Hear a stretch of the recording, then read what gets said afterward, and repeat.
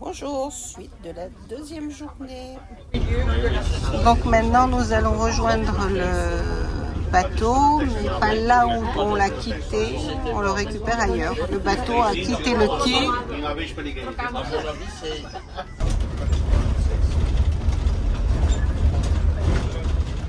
Ah, j'aurais pu.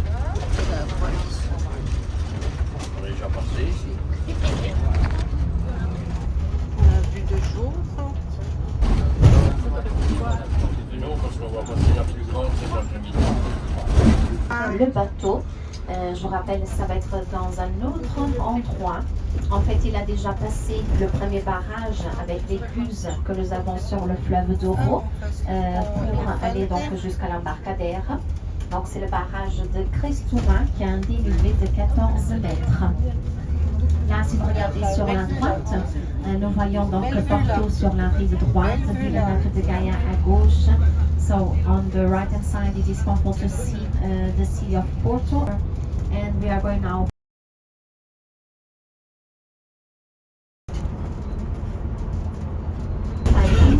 Nous avons les barrages, mais sans les écluses. Donc, c'est possible, ce n'est pas possible en fait de naviguer le long du Douro en Espagne, parce qu'il n'y a pas d'écluse. Jusqu'au bateau, on va utiliser l'autoroute. À savoir que toutes les autoroutes au Portugal, elles sont payantes.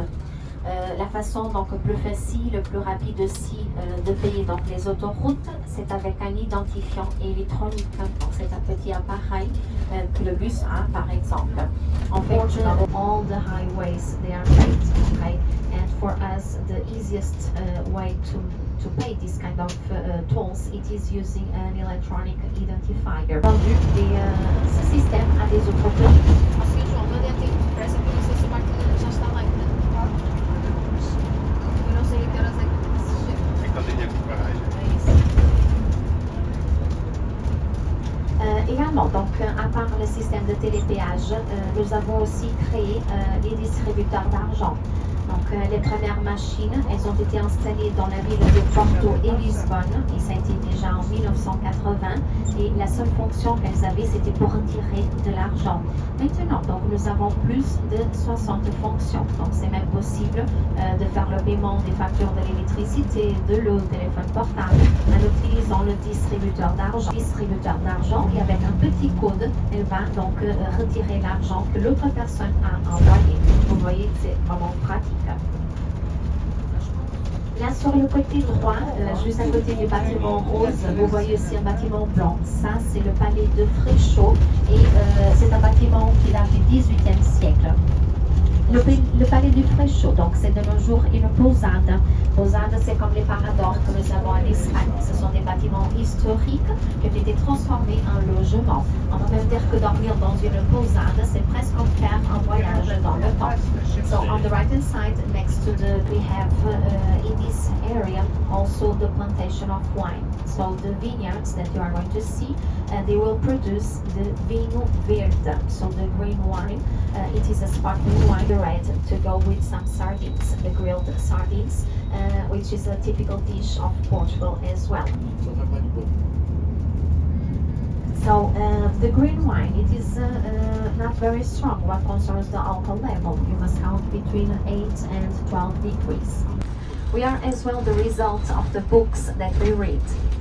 Also the result of the experiences that we have in our people. So the people, it is the soul of one single city, a small village as well. And I just want to thank you with all my heart for having visited my country, Portugal. Thank you very much. All the best for you. Thank you.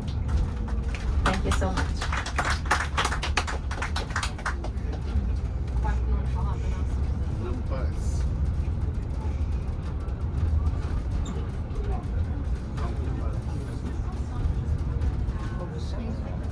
I think that is passing through the lock. On va l'attendre, so we are going to wait. Petit bateau. Petit bateau. J'ai vu que le mien était déjà là. Voilà, je vous demande aussi un grand applaudissement pour notre chauffeur, notre ange gardien. Et voilà, matinée d'excursion terminée sur Porto. Nous attendons que le bateau arrive puisque lui il a démarré de Porto ce matin à 10h45. Il devrait arriver par là, par l'écluse qui est là. Pas beaucoup d'images puisque dans deux des visites, une film interdit, l'autre film et photo interdit dans la cathédrale. Et le troisième c'était une boutique. Bon, je vous ai sûrement sorti un petit film quand même d'une demi-heure. Cet après-midi, navigation.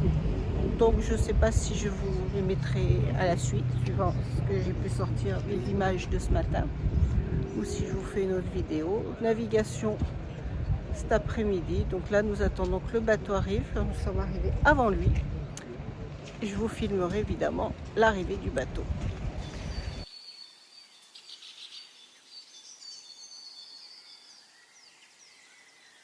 Je viens de trouver un petit port de plaisance, c'est celui qu'on voyait de la route. Des beaux petits bateaux. C'est un bras qui arrive dans une rivière, je suppose, qui arrive dans le Douro, ou un bras du Douro.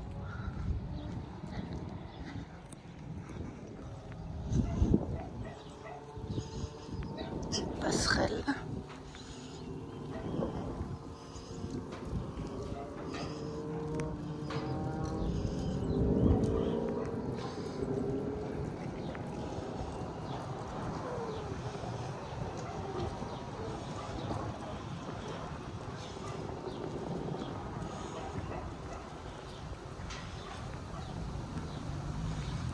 Et je crois bien que le bateau arrive. Il est là-bas.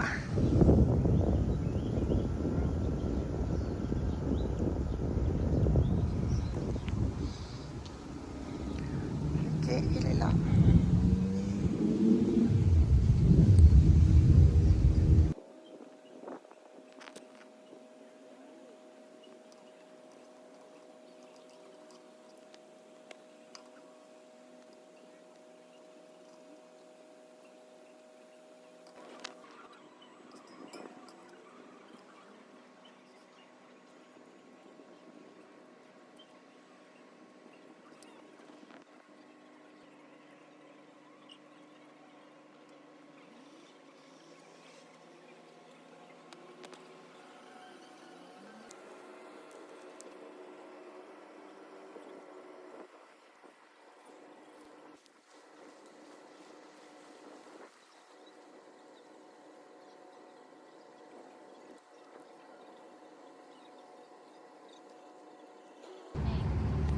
Accostage de l'Amalia Rodriguez. C'est rare qu'on puisse faire ça puisqu'on est censé être sur le bateau. Le bateau arrive avant nous. Et même avec un grand angle, il ne rentre pas tout dans le cadre.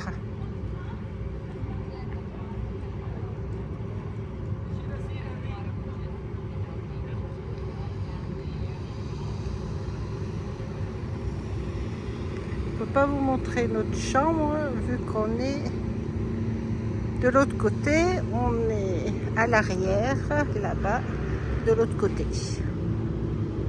Sur le pont du haut.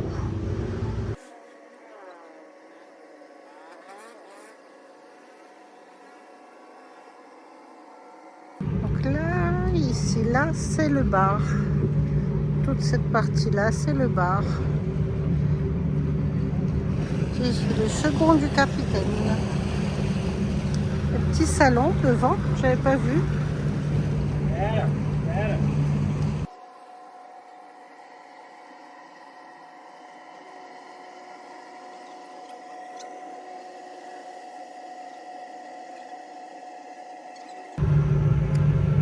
On y est presque, hein. On a quelques centimètres du ballast.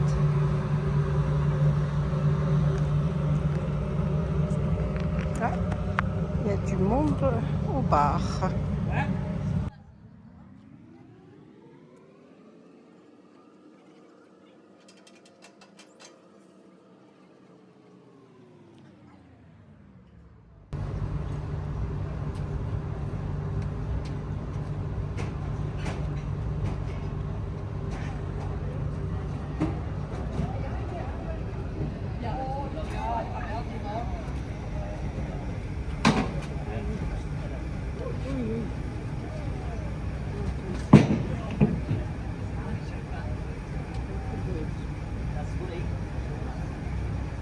Faire vraiment attention à la tête, s'il vous plaît.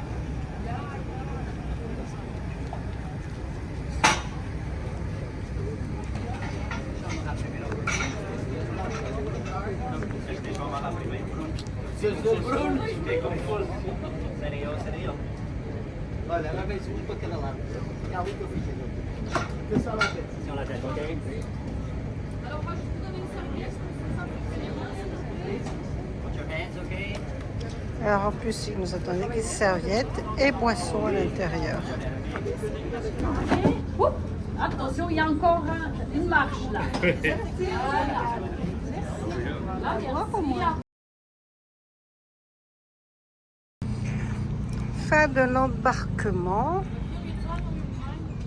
Donc le bateau va reprendre sa navigation pendant que nous allons aller manger. Voilà Agnès, commissaire de bord. Attention la tête. Merci.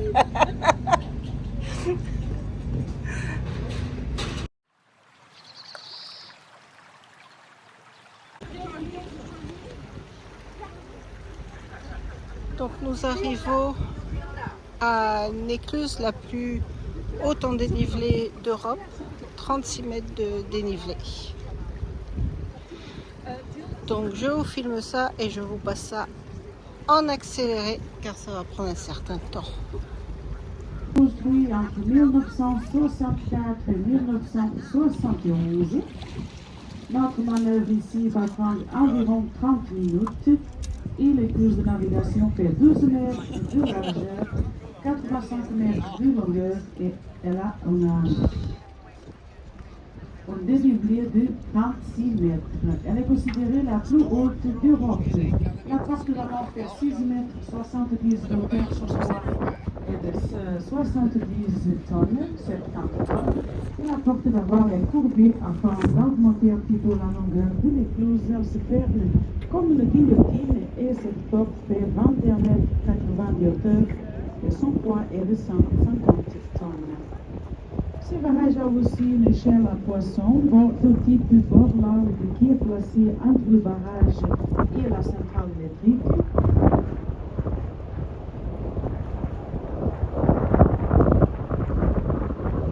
Eh bien, les poissons les plus importants qui utilisent cette échelle pour remonter le fleuve sont le crochet, carpe, perche, barbeau, anchiga, boga et quelques anguilles.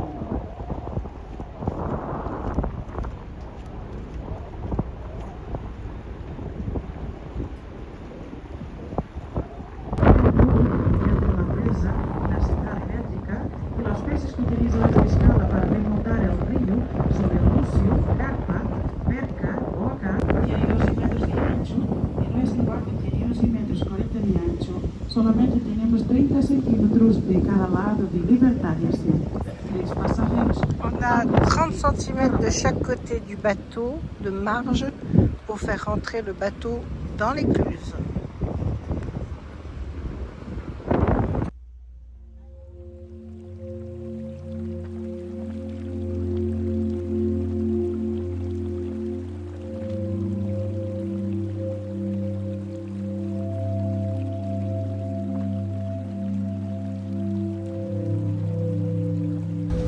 La porte.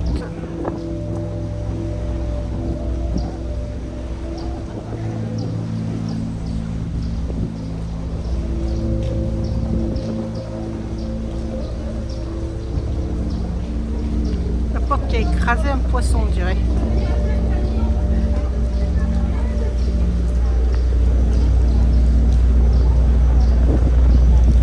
J'ai pas échappé aux routes.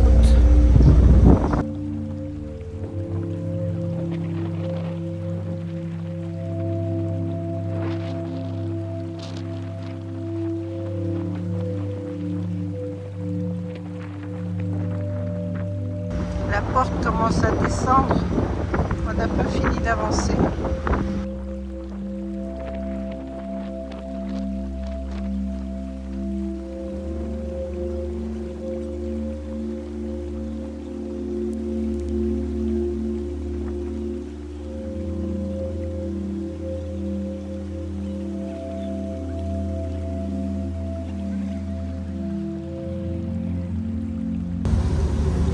filmer. Oh, ben, il fait mouiller. Le fait qu'on monte.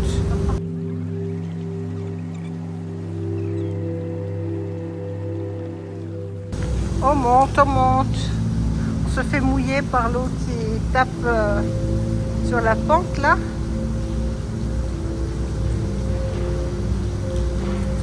Je vous reprends quand on est un peu plus en haut.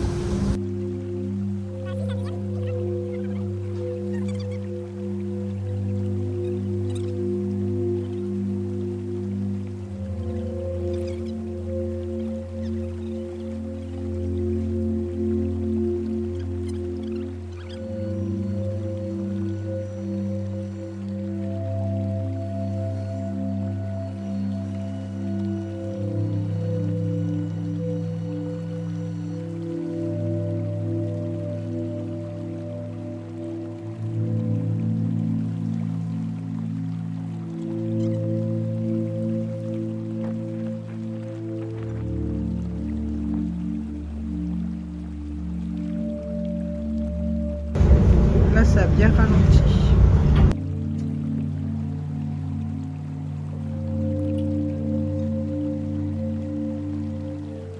On monte toujours. Ben, On monte. La porte va descendre. Ouais. Quand la porte va descendre, on détache le bateau et on part. C'est tout.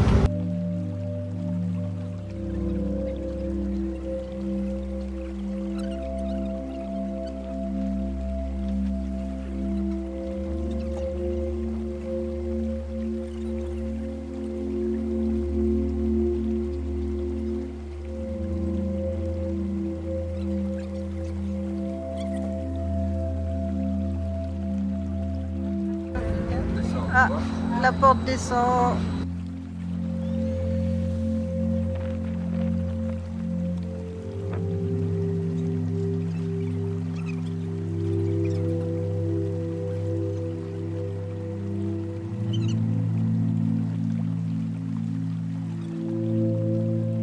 Et voilà, on démarre.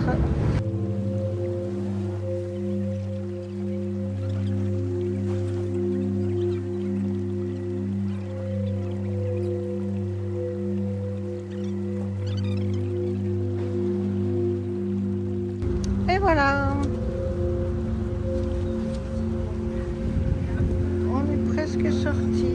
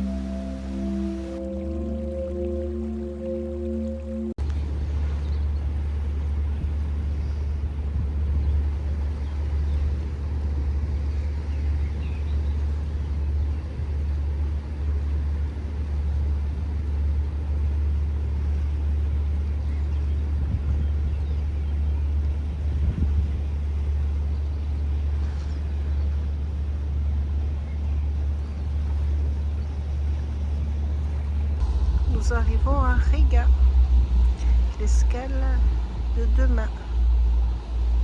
Enfin, de ce soir. Demain, on part de là, en car, fait des visites et on rattrape le bus ailleurs. On fait comme aujourd'hui. Le bateau récupère le bateau, je veux dire, du doigt.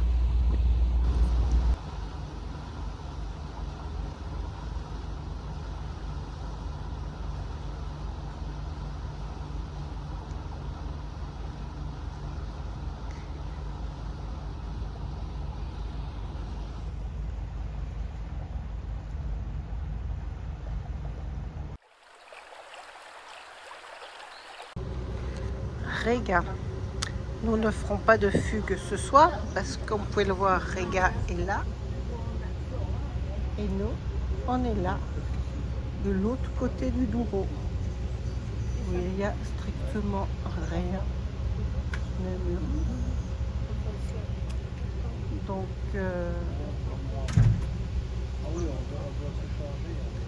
parce que même pour aller en bus, il faut passer un pont. Et il n'y en a pas à l'horizon. Je ne sais pas où il est.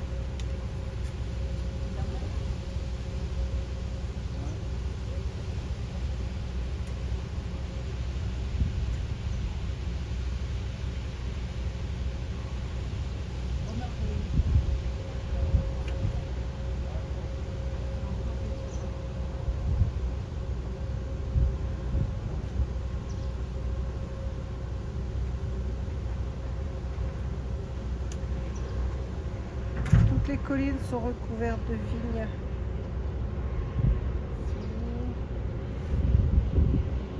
Là aussi.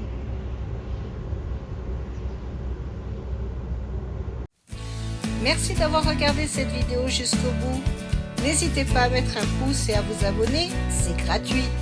Et je vous dis à la semaine prochaine pour un nouveau vlog. À bientôt!